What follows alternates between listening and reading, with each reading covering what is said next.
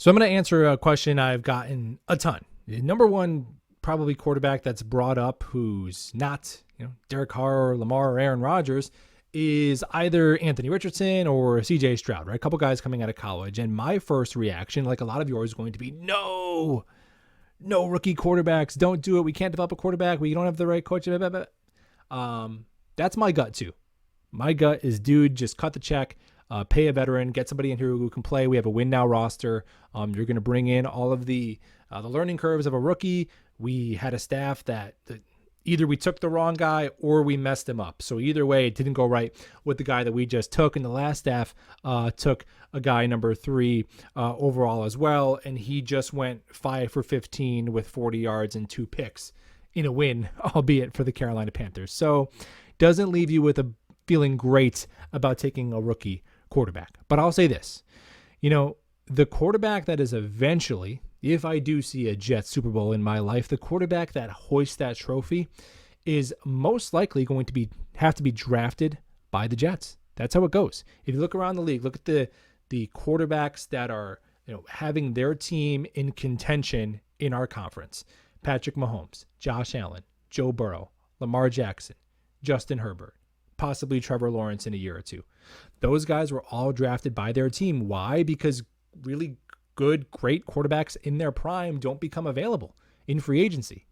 And if you want to trade for one, you got to give up like 3 first-round picks and then extend them. And now you're shortchanging what you can build around that roster.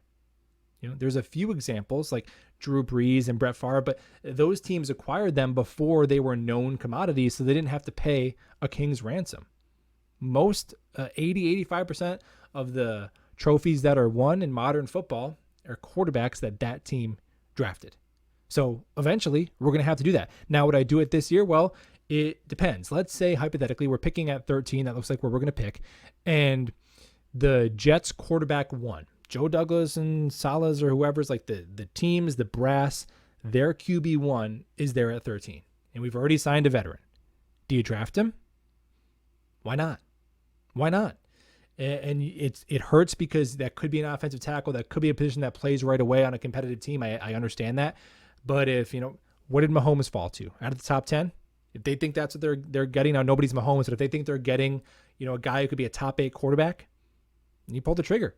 And then he sits behind your Jimmy G or Derek Carr for 2 years. And then you roll him out.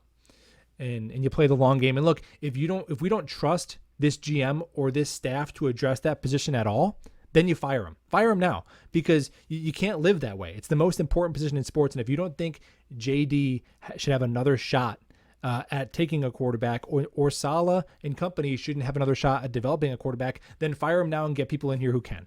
Now, I don't agree with that, but that to me is where it's at. It's like if you have a chef and you say, yeah, but he can't cook meat, then you don't have a chef. You know what I mean? Like either he's your chef or he's not. And I would like JD to be our chef for a long time. So eventually you got to pull the trigger. And hey, you know what else?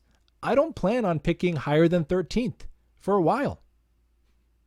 I plan on being a playoff team the next 2-3 years. So when is that guy going to become available? You can't plan it so that like now we're ready to draft a quarterback. It doesn't work that way.